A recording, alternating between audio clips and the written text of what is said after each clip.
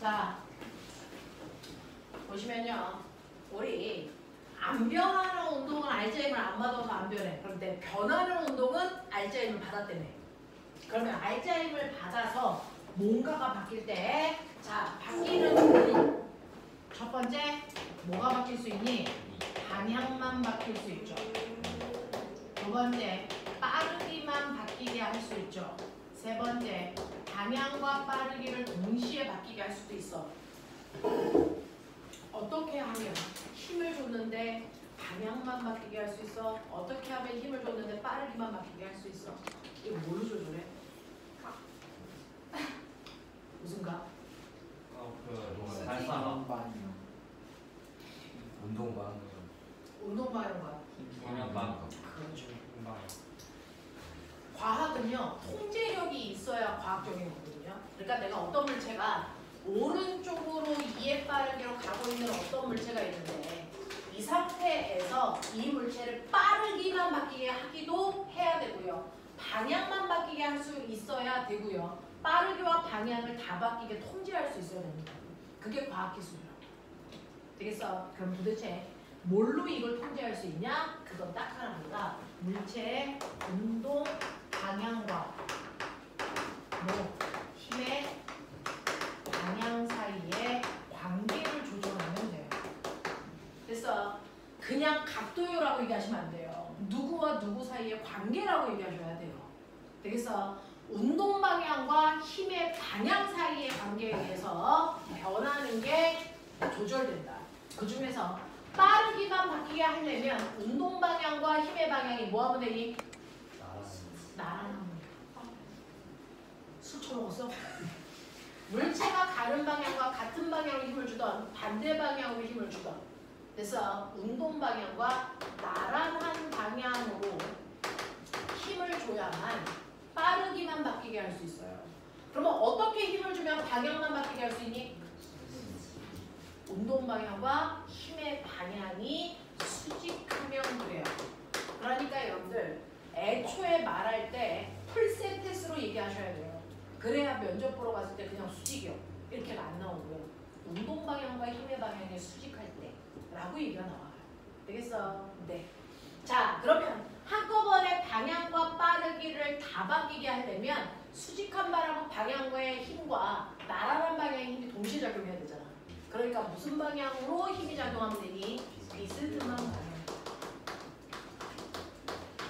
이런 식으로 물체가 움직일 때요. 어느 방향으로 힘을 주느냐에 따라서 물체의 변화를 결정할 수 있고 그때 그 방향으로 작용하는 힘의 크기에 의해서 변하는 가속도의 크기가 결정된다. 이런 얘기야. 이해되겠지? 하겠지? 그래서 뭐가 바뀐다 그러면 이 물체한테 어느 방향으로 힘을 줘야 되는지를 여러분들이 결정할 수 있으면 된다라는 겁니다. 자, 그래서 물체가 이렇게 힘을 받으면 변하는 운동 또는 변하지 않는 운동을 여러분들이 할 수 있다는 거죠. 그런 운동에는 여러 개가 있습니다. 안 바뀌는 운동, 변하는 운동, 다양한 운동들이 있어. 그 운동에 따라서 여러분들이 그 운동의 빠르기를 표현하는 다양한 방법이 있죠. 그 중에서 순간 속도 또는 순간 속력이라는 걸 표현할 수도 있고요. 또는 평균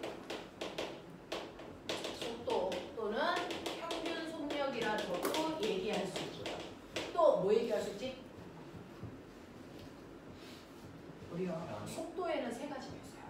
순간 속도, 평균 속도, 앤드 상대 속도. 이렇게 세 가지가 있어요. 되겠어? 상대 속도.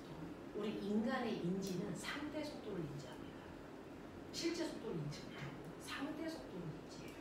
그러니까 고속도로에서 아빠 차를 타고 내가 가는데 옆에 있는 아이도 앞으로 오는 것처럼 보이는데 내가 보기엔 뒤로 가는 것처럼 보여. 이유가 뭐야?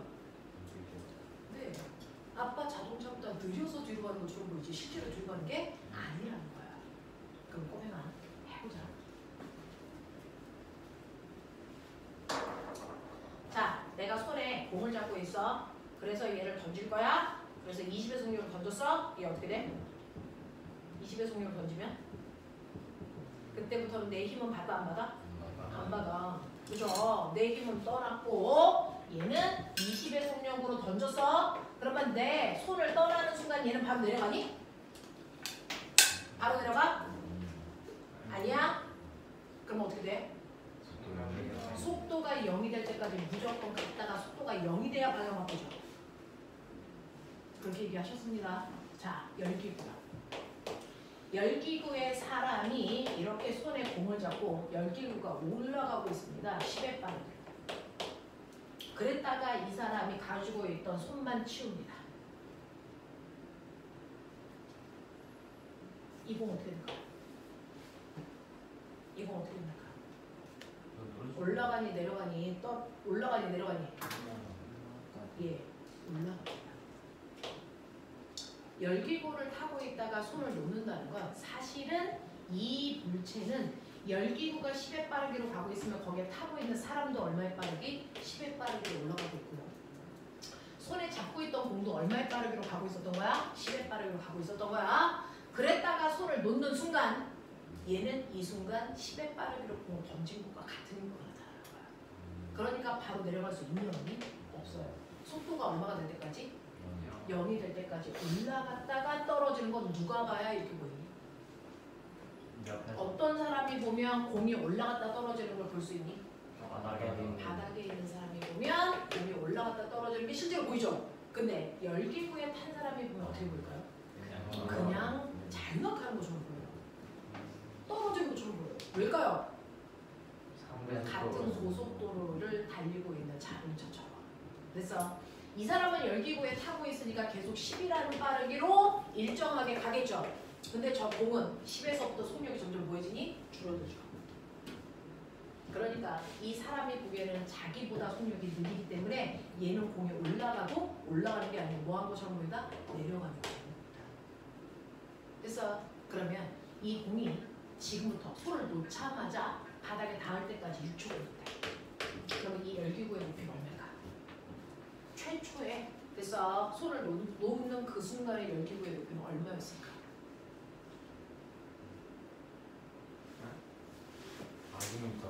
최초에 손을 놓을 때 열기구는 땅으로부터 몇 미터 높이에 있었어? 이런 거 묻는 거야. 그래서 내가 공을 놓자마자 공은요 6초 만에 바닥에 닿았어. 그러면 열기구에서 손을 놓는 그 순간의 열기구의 높이는 얼마였게? 이걸 묻는 거야.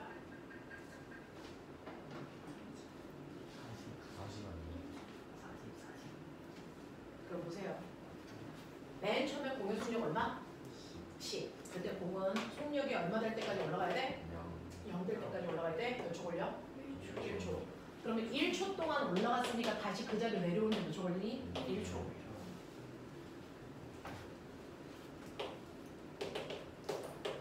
그리고 나서 2초부터 6초까지 더 내려간 이 거리가 바로 열기구의 처음 높이야. 납득하는 거야? 이 얘기죠. 이때 속력이 얼마? 마이너스 10. 이때 속력이 얼마? 마이너스 4. 여기서부터 몇 초 더 가야 돼? 4초. 그러니까 속력이 얼마 늘어나? 40 늘어나지. 그러니까 얼마야? 마이너스 50이지. 그러면 이 구간에서 이 구간까지 평균 속도가 얼마야? 마이너스 30초. 그 속도로 몇 초 동안 간 거야? 4초 동안. 그러니까 이 높이 얼마야? 120m 높이에서 떨어졌다는 얘기야. 이해되는 거야? 이렇게 가는 거야. 되겠죠? 인간은 상대 속도를 느낍니다. 실제 속도가 잘 안 보여요. 그러니까 열기구 안에 있는 사람이 손을 놓으면서 공을 보면 공은 자유낙하하는 것처럼 보이지만 실제로 자유낙하지 않았다. 그래서 올라갔다 떨어졌다. 무슨 말인지 알겠니? 그랬을 때 열기구의 높이가 얼마인지도 여러분들은 인지하셔야 된다. 이런 문제 들어오게 많이 나온다. 되겠냐? 움직이는 공간 안에 있는 모든 물체는 그 움직이는 공간이 물체의 속력도 그 움직이는 공간과 같은 속력으로 움직입니다. 알겠어? 이런 것들을 조금 인지해 두시면 되겠습니다. 자, 살짝만 뇌를 풀 수 있는 문제 몇 개만 풀고요. 지금 시간이 너무 많이 지나가서 그 다음에 선생님하고 고민해야 되는 문제들을 하도록 하죠. 자, 96페이지부터. 자, 개인 속도에 따라서 푸는 문제는 다르겠죠. 지금부터 15분 동안만 됐니? 앞에서부터 98번, 아니 96번, 몇 번이야? 맞지 않아? 96번. 아니구나. 86번. 자, 50페이지 86번부터요. 15분 동안만 여러분들이 앞에서부터 쭉 편안하게 푸시면 됩니다. 그리고 나면 선생님하고 뒷부분에 있는 생각해야 되는 문제들을 풀죠. 답은 맨 뒤에 다 있습니다. 채점하시면 됩니다. 풀면서 86번부터 순서대로 쭉 풀면 됩니다.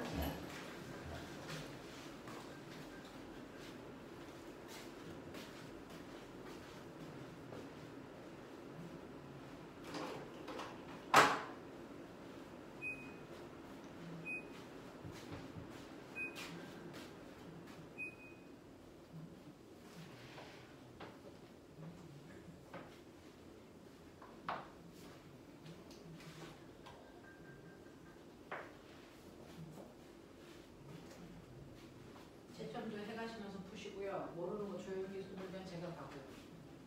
모르는 거 절대로 숨기지 마셔.